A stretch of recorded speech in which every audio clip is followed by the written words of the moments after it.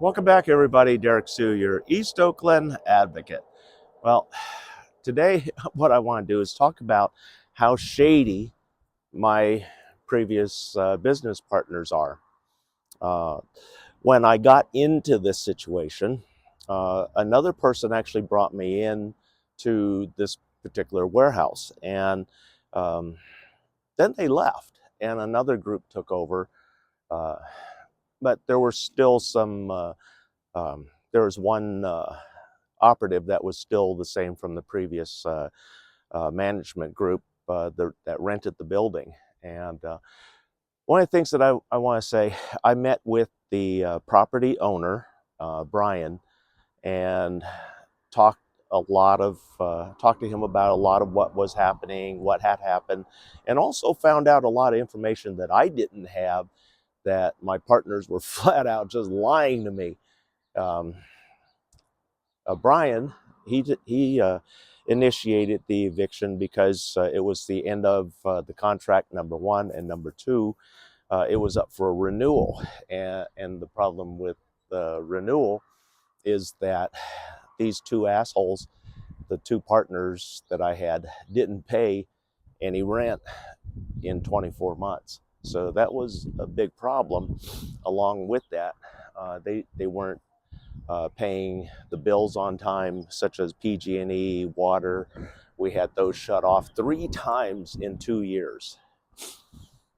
And then they used me because I knew so many people in all of Oakland's important departments, such as the building department, inspections, cannabis inspections. I mean, you wouldn't believe all the inspections that went on, that I got them through. And once I got them through all of that, unfortunately, it kind of locked me in to the situation, with me knowing little to nothing about the finances of what's going on behind the scenes. But here we are, we're being evicted. They didn't pay rent for 2 years, off and on. The electric bill. Let me show you the electric bill. I'm going to post that for you so you can see how much the electric bill was uh, on the most recent one, and that's the one that shut us down.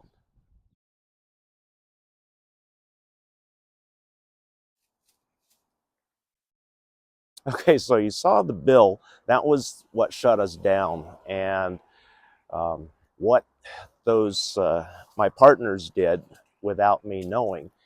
In the middle of the night, they disconnected all the power from the meters, and so now they've been stealing power from PG&E for some time.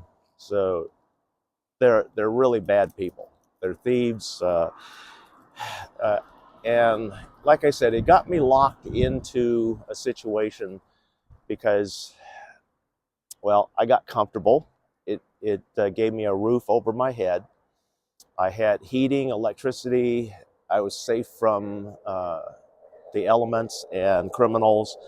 I was inside, so let me tell you, like a lot of the farm workers in Half Moon Bay a couple of years ago were in a really ugly situation, and it is extremely difficult to leave a situation like that when, number one, you have so much here. I had all my cooking. I had a place to comfortably sleep. I was warm. I could clean my clothes and everything. So everything was good, and you can see how a person can get locked in on this. But on this situation, this is kind of a unique situation now where um, I'm being evicted. I'm not mad or upset about this. In fact, I'm kind of relieved that I'm getting out of this situation, because it's gotten very, very dangerous with these characters, and um, they have no scruples, no morals. They're thieves, con men, and when I ran the background check on the owners, the background check was actually pretty good. They were clean. They're business owners. They had pretty good report from what I saw initially, but those are deceiving. Those are deceiving. But like I said, I'm happy to be leaving this particular situation, even though it's going back onto Oakland's streets as a homeless person once again. What I can say is that this time is different. It is the only time where I'm going to be able to hold on to all of my possessions.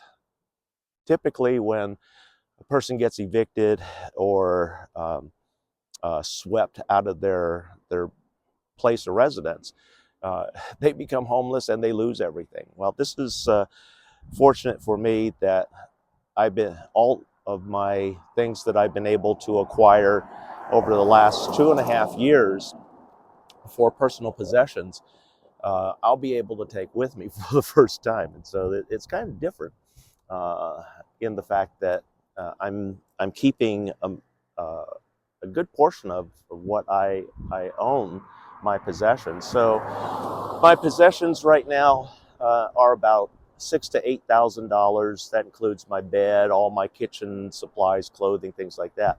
So I'm fortunate and I'm very grateful for this opportunity where I get to keep all my stuff for once rather than having to start from absolute zero. And that's where a lot of people, unfortunately, end up, starting from absolute zero with nothing except for the clothes on their back. And so I'm fortunate in that sense that that's not happening. So anyway, that shows you and tells you about the situation I'm in.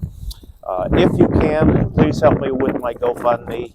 It's running behind, and I really need to get that solar generator as big a output as possible. I'm trying to get one at 7,100 watt hours, and then that allows me to operate as I have for the last 2 years. It gives me free electricity.